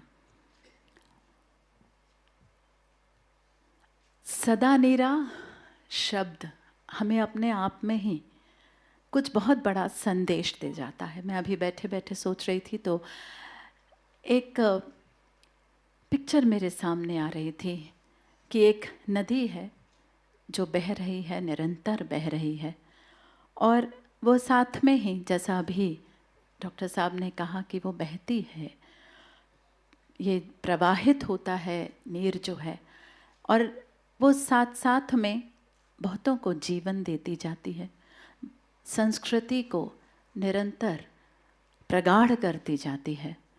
और कुछ ऐसा ही शिक्षा को भी मैं सदा नीरा के रूप में ही देखती हूँ, क्योंकि जब वह हमारे युवा वर्ग में, हमारे बच्चों में बहता है तो निश्चित ही आने वाली संस्कृति को, आने वाले समाज को भी उतना ही जीवन और समृद्ध करता है। चूँकि मैं शिक्षा जगत से जुड़ी हूँ तो शायद कुछ ऐसे ही परिकल्पनाएं दिमाग में आती रहती हैं। और निश्चित ही जल जीवन का आधार है, जल ही जीवन है, और इस बात का एहसास हम सब यहाँ बैठ के बहुत कम कर पाते हैं, क्योंकि हम प्रिविलेज्ड हैं कि हमें इस जल की वो कमी महसूस नहीं हुई कभी, जो शायद अभी भी हमारी पॉपुलेशन के 40% जो लोग हैं आज वाटर स्ट्रेस में हैं। पिछले दिनों मेरा जाना छतरपुर में हुआ। मेरी आदत है वहाँ के लोगों से मैंने पूछा, वहाँ पे कुछ महिलाएं थीं, उनसे जब चर्चा की कि आपका जीवन कैसे चल रहा है, आपकी शिक्षा वगैरह सब कुछ तो सही है, आपकी बेटियां को कोई परेशानी तो नहीं है, तो तुरंत उनके जहन से वो दर्द निकला कि हमें 1 बाल्टी पानी के लिए कम से कम 3 किलोमीटर चल कर जाना पड़ता है। वो दर्द दिखाई दिया और ऐसा ही दर्द हम सब के बीच आने वाले कुछ समय में ना आए, इसके लिए आज ये चिंतन जो हो रहा है, ये इसके लिए मैं बहुत बहुत अभिनंदन साधुवाद करूँगी मध्य प्रदेश शासन का, संस्कृति विभाग का, जो ये अद्भुत आयोजन किया गया। अनेक सांस्कृतिक कार्यक्रमों के माध्यम से, अनेक इस तरह के चिंतन से हम सब के बीच वो संवेदनशीलता जगाना वो आवश्यक है, क्योंकि जो हमारे बुजुर्ग थे वो निश्चित ही नदियों को माँ का दर्जा देते थे। वहीं से सारी सभ्यता शुरू हुई, वहीं से संस्कृतियों ने जन्म लिया और हमने बहुत संवेदनाशीलता पूर्वक उनका आदर सम्मान किया और बहुत ही सुखपूर्वक वो जीवन जिया। आवश्यकता आज भी बस उसी की है कि हम सब उस चेतना को जागृत करेंगे, हम सब मिलकर इस अभियान में लगेंगे ताकि आने वाली पीढ़ी एक बहुत ही खुशनुमा हो, क्योंकि वही आने वाली पीढ़ी हमसे पूछेगी कि आपने तो बहुत आसानी से अपना जीवन व्यतीत किया, लेकिन हमारे लिए क्या छोड़ा। क्योंकि अगर हम संपत्ति दे के जा रहे हैं तो उसके भी मायने नहीं हैं अगर हमने उन्हें शुद्ध जल नहीं दिया। चाहे 5 करोड़ का कोई घर हो, लेकिन उसमें जल ना हो तो शायद वहाँ जीवन संभव नहीं है। तो ये एक संवेदना है जो हम सबको आज महसूस करनी है, और ये केवल गांव की बात नहीं है। आज हम कितनी मेट्रोपॉलिटन सिटीज़ को देखें, चाहे मैं बेंगलोर का उदाहरण क्यों ना लूँ, वो आईटी सेक्टर में बहुत आगे है, टेक्नोलॉजी में बहुत आगे है, लेकिन वहाँ का अगर मैं भूजल स्तर देखूँ तो वो बहुत कम हो चुका है। वहाँ के लोगों से जब हम बात करूँ, मेरी बेटी भी अभी कुछ समय पहले वहीं थी, तो वो भी जैसे अभी चर्चा हो रही थी कि हम 1-1 लीटर पानी जो यूज़ का भी है उसे भी हम खरीद रहे होते थे। तो ये टेक्नोलॉजी जब तक हम इसका उपयोग हम वाटर कंजर्वेशन में, वाटर हार्वेस्टिंग में या बहुत सही ढंग से हम उपयोग जैसा पानी का न करने में लगाएंगे तो निश्चित ही हम सब के लिए भी यह भयावह स्थिति दूर नहीं है। कुछ ऐसा ही माहौल हम अपने विश्वविद्यालय जो सैम ग्लोबल विश्वविद्यालय है इसमें हम बना के रखते हैं। मुझे आज भी वो स्थिति याद आती है कि जब 5 वर्ष पूर्व, इससे पहले हम गर्ल्स कॉलेज से शुरुआत करी हमने, और इससे बाद हम अभी 5 वर्ष पूर्व जब हमने रायसेन रोड पर एक 25 एकड़ के लैंड पर ग्लोबल यूनिवर्सिटी की शुरुआत की, तो वहाँ पानी बिल्कुल नहीं था, एक बोर भी चलती नहीं थी। और इन स्थितियों में जब टैंकर्स के साथ हमने उस ज़मीन का डेवलपमेंट शुरू किया तो निश्चित ही वो हमारे लिए बहुत ही दर्दनाक था। लेकिन हम ये नहीं चाहते कि ये जो कमी है ये हमारे स्टूडेंट्स को आगे किसी भी लेवल पर फेस करनी पड़े। और इसी के बाद ही वहाँ हमने ये संकल्प लिया कि हम हर रूप में वहाँ हार्वेस्टिंग, जो रेन वाटर हार्वेस्टिंग है, उसके पूरे हमने प्रकल्प तैयार किए हैं ताकि हमारा ग्राउंड वाटर आगे ऊपर उसका स्तर बढ़े। इसके साथ ही वहाँ एक इंजीनियरिंग का हमने एक अनूठा वहाँ प्रयास है, मैं चाहूँगी कि आप कभी देखें। 2 करोड़ लीटर का एक हमने आर्टिफिशियल पॉन्ड वहाँ क्रिएट किया है। इसी के साथ बहुत पेड़ पौधे लगाए और इस तरह से जो सीवेज ट्रीटमेंट प्लांट्स हैं उसको भी वहाँ पर बखूबी लगाया, ताकि जितना जो वेस्ट वाटर है वो रिसाइकिल होके हम लैंडस्केपिंग पर यूज़ कर सकें। हमारे स्टूडेंट्स लगातार इस टेक्निक को सीख रहे हैं। उनके लिए एक रिसर्च लेबोरेटरी है जहाँ पर वो इस कैसे वाटर कंजर्वेशन और रिसाइकलिंग किया जाए उसके लिए लगातार वो प्रयास और नए नए इनोवेशन कर रहे होते हैं। और इसी की अपील मैं चाहूँगी कि यहाँ बैठा जितना युवा वर्ग है हम इस पर ज़रूर प्रयास करें कि कैसे कृषि में जो आज 80% मीठा जल हम दे रहे हैं उसकी जगह हम कुछ ऐसे रिसाइकिल्ड वाटर हम उनको देना प्रयास करें। ऐसे ऑर्गेनिक फार्मिंग के हम कुछ ऐसे नए इनोवेटिव उनको टेक्निक्स दें ताकि जो मॉइस्चर है वो हमारा सॉइल में बना रहे। मैं बहुत प्राउड से कहती हूँ कि हम आर्टिफिशियल इंटेलिजेंस एनेबल्ड हमारी यूनिवर्सिटी है जिसमें हमने इस तरीके के जो AI एनेबल्ड सेंसर्स हैं वो क्रिएट किए हैं जहाँ पर वो कम से कम जल से वो इरिगेशन, ड्रिप इरिगेशन इस तरीके की कार्यक्रम हो।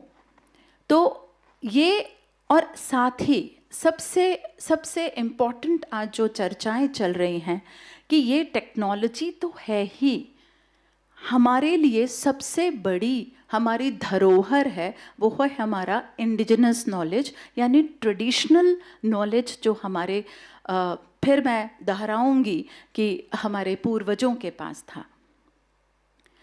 वो एक बहुत बड़ा उदाहरण है राजस्थान में भी जहाँ बहुत बड़ा जल संकट था।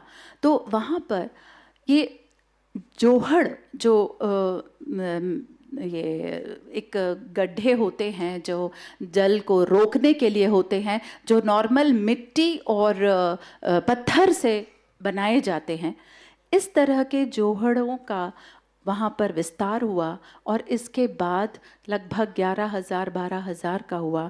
तब 1,000 से ज़्यादा जो गांव हैं वो इस जल संकट से बचे हैं।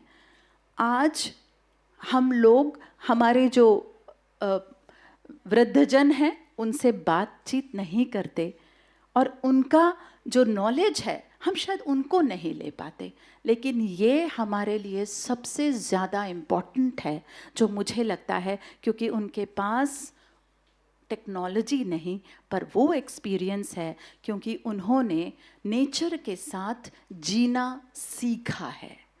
तो क्यों ना हम सब उनका नॉलेज भी लें, अपनी टेक्नोलॉजी को भी लगाएं और मिलजुल कर इस संकट से जो अभी कुछ हद तक सीमित है, लेकिन आने वाले समय में हम सब को ये अपने साथ ना ले ले, इसके लिए निश्चित ही हम बचें।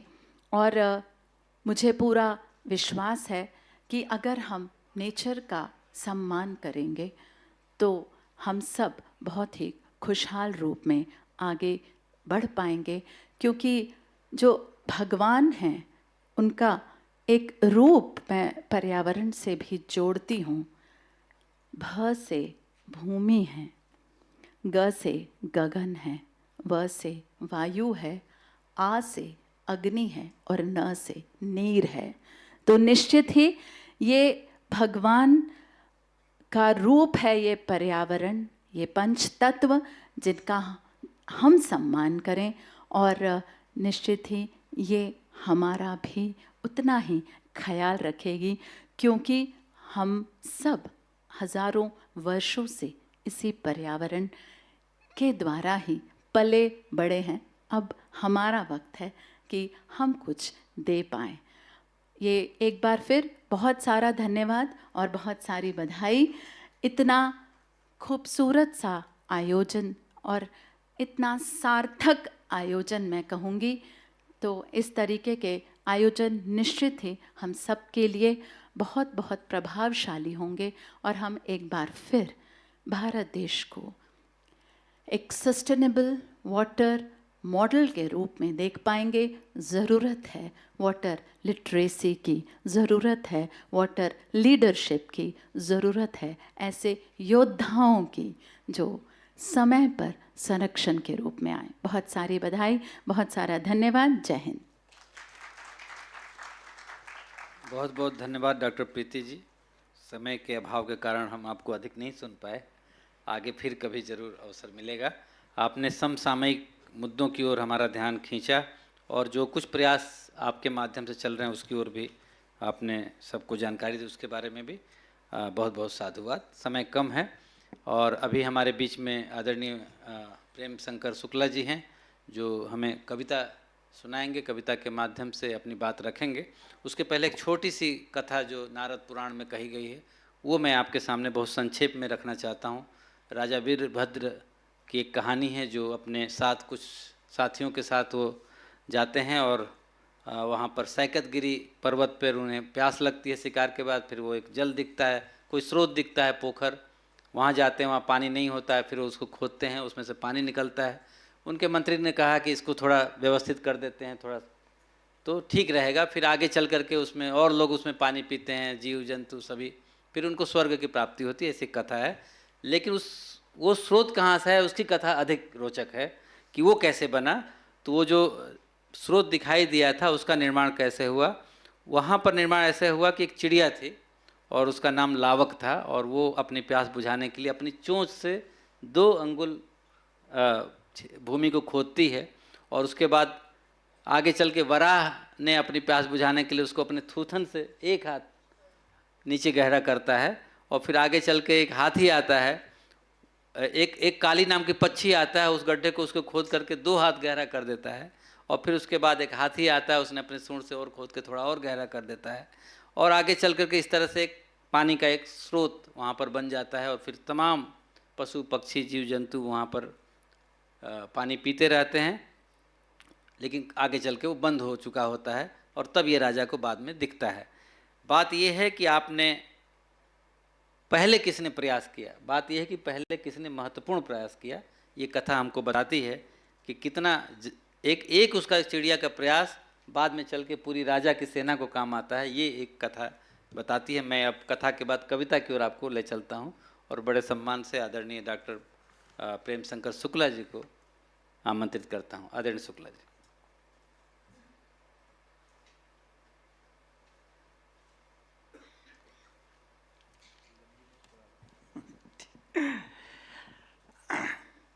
दरअसल इतना सारा है, इतनी समस्याएं बता दी गई हैं अभी मंच पर कि हम सब सचमुच में बहुत घबराए हुए हैं कि पता नहीं क्या होने वाला है।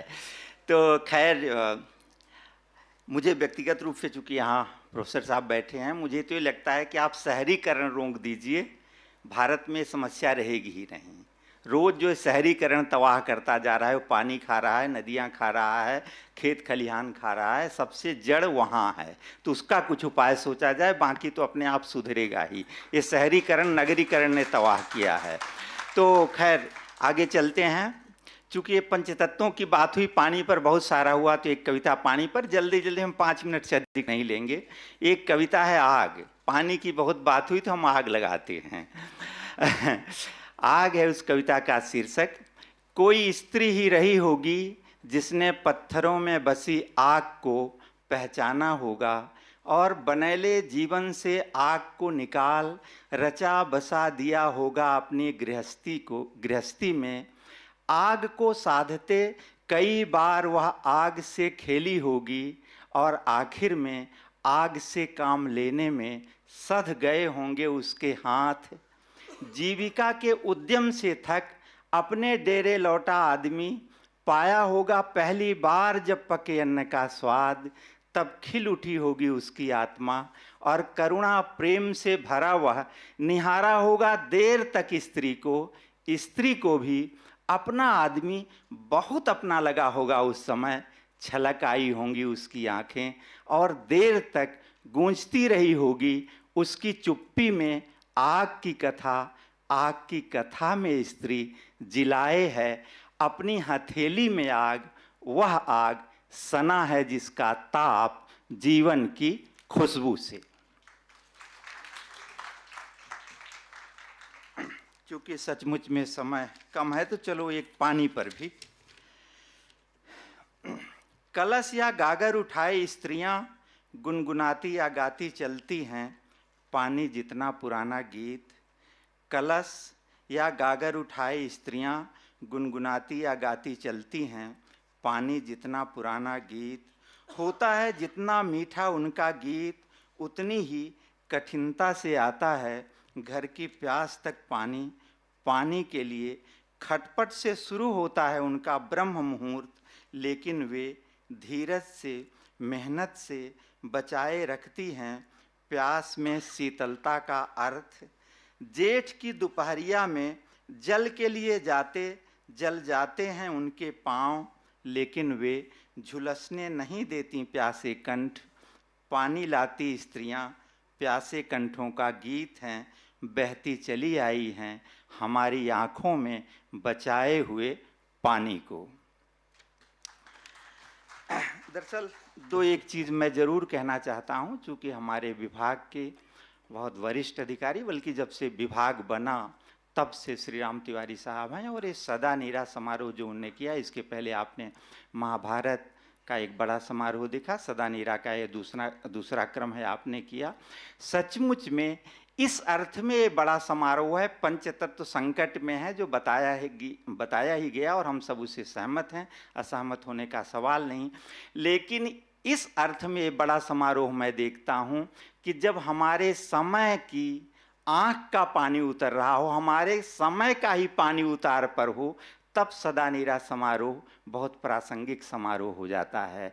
पूरी दुनिया में जिस तरह की स्थितियां हैं, इस समारोह के माध्यम से उन मुश्किलों से, उन दिक्कतों से, एक तरह से बड़े संकटों से हम वाबस्ता हो पाते हैं। ऐसे समारोह के माध्यम से हमें यहाँ सुनने का मिला है। अब बहुत सारा है, क्वांटम फिजिक्स की बात हुई तो क्वांटम फिजिक्स तो यही कहता है कि हम सब एक तत्व से ही बने हैं। तो ये पंचतत्व है, पंचतत्व सुरक्षित रहें। दरअसल मैं ऐसा मानता हूँ कि पूरी दुनिया, जिसको हम प्रकृति कहते हैं, सृष्टि कहते हैं, ये पंचतत्वों की ही लीला है। हम पंच तत्वों से बने हैं, वही लीला कर रहे हैं, उसी में हमारा होना न होना या कितना होना कितना न होना सब चल ही रहा है। तो ये सब है। लेकिन जो मैं कह रहा था, तिवारी सर को मैं धन्यवाद करूंगा, उनके सहयोगियों को, राहुल रस्तोगी जी, यहाँ दिगेन जी हैं और खुमेंद्र हैं, ये सब, संजय यादव जी हैं, सबको मैं धन्यवाद करता हूँ कि सचमुच में ऐसी चीज़ों की बहुत ज़रूरत है। चूँकि आज भी बहुत सारे हमारे युवा मित्र हैं, लेकिन लगातार आते रहे 2 दिन का जो पहले के सत्र हुए, वैचारिक सत्र, उनके सामने इन तत्वों पर बात करना, कोई ऋग्वेद की किसी ऋचा को उद्धृत कर रहा है, कोई अथर्ववेद की ऋचा को कर रहा है, कोई बृहदारण्यक से ला रहा है, कोई विष्णु धर्मोत्तर पुराण से ला रहा है, तो मुझे ऐसा लगता है कि बच्चों के जो एक कान में जा रहा है वो बहुत उनकी स्मृति में जाएगा। चूँकि संस्मरण और स्मरण अर्थात स्मृति दोनों बहुत मूल्यवान चीज़ है, इससे भी हमारा जीवन चलता है। हमारे कवियों ने स्मृति को कृष्ण ने ही कहा है, स्मृत भ्रंशात बुद्धिनाशो बुद्धिनाशात विनश्यति।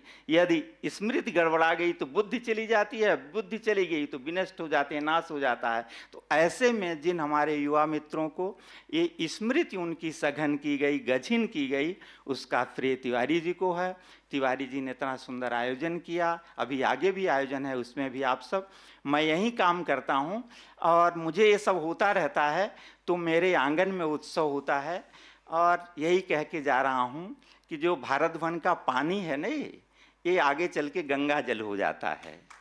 तो जहाँ आप बैठे हैं, यहाँ से पानी जाके गंगा जल हो जाता है। तो आप सबकी जो इस तरह का सुनना, देखना, बोलना है, निश्चय ही हमारे जीवन को, हमारे महाजीवन को कोमल करेगा, तरल करेगा, हम एक बेहतर मनुष्य बनेंगे। इन्हीं शुभकामनाओं के साथ मैं आप सबको धन्यवाद देता हूं। तिवारी जी को धन्यवाद देता हूं विशेष तौर पर, और डॉक्टर मिश्रा जी को। उन्हें बहुत सुंदर संचालन किया, बहुत सुंदर वक्ताओं को सुनना मुझे बहुत अच्छा लगा। अपनी अपनी तरह से, कोई विज्ञान के क्षेत्र में, कोई समाज के क्षेत्र में, कोई विज्ञान और वेद सबको मिला जुला के मैं आभारी हूँ, कृतज्ञ हूँ। और फिजी के राजदूत और उनकी श्रीमती जी यहाँ हम लोगों को सुनने हैं, तो उनको विशेष तौर पर धन्यवाद। आप हमारे ही हैं, भारत के ही अंश हैं, भारतवंशी हैं। आपका अभिनंदन, बहुत बहुत धन्यवाद।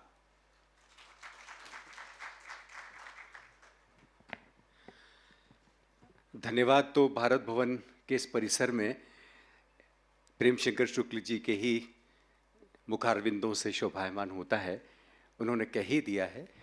लेकिन वीर भारत न्यास मध्य प्रदेश शासन संस्कृति विभाग ने जो पूरा का पूरा जो सांस्कृतिक ताना बाना 5 तत्वों के आसपास तैयार किया है, ये सत्र निश्चित रूप से हम सब के लिए एक अलग कई सारे मार्गदर्शक सूत्र जी दिया। कुछ कहना चाहेंगे? मैं बस इतना कहना चाहता हूँ, धन्यवाद तो शुक्ला जी ने दे दिया। विमर्श जो होता है, अगर वह समय के साथ नहीं है तो विमर्श किसी काम का नहीं है। आपने जो सदा नीरा के माध्यम से जो विमर्श यहाँ पर खड़ा किया है, वो दुनिया का सबसे आवश्यक विमर्श है। आज ये 5 तत्व संकट में हैं और उसके कारण पूरी मानवता संकट में है, पूरा जीवन संकट में है। तो हमारे समय में जो हम विमर्श का विषय खड़ा करें वो आवश्यक हो और प्रासंगिक हो, ये बहुत महत्वपूर्ण है। अनर्गल विषय भी बहुत सारे चलते रहते हैं। तो ये जो विमर्श आपने सदा नीरा के माध्यम से रखा है 7 दिन का, ये बहुत ही प्रासंगिक है, आवश्यक है। इसके लिए बहुत आपकी पूरी टीम, आदरणीय श्री राम तिवारी जी और वीर भारत न्यास मध्य प्रदेश शासन और आपकी पूरी टीम साधुवाद की पात्र है। मैं चाहता हूं कि एक बार अभिनंदन आप अपनी करतल ध्वनि से करें। बहुत बहुत धन्यवाद। अब कुछ अधिक कहना नहीं है। हमारी सांस्कृतिक मनीषा ने एक शब्द दिया है, भरतवाक्य, तो वो भरतवाक्य भी कह ही दिया है मुकेश भाई ने। तो यहाँ पर ये अब विचार सत्र संपन्न होता है। एक बार पुनः मंच पर उपस्थित विभूतियों का और आप सब जो पूरे मनोयोग से इस पूरे विचार सत्र का आस्वाद, अवलोकन और एक पूरे अनुभव प्रसूत चेतना के साथ बैठे रहे, आप सबका भी बहुत बहुत आभार। बहिरंग मुक्ताकाश परिसर में आप सबसे पधारने का आग्रह है। वहाँ एक बहुत ही अनूठी नाट्य प्रस्तुति लघु शंका निवारण जी लघु शंका नगर, उसका मंचन होने जा रहा है और आप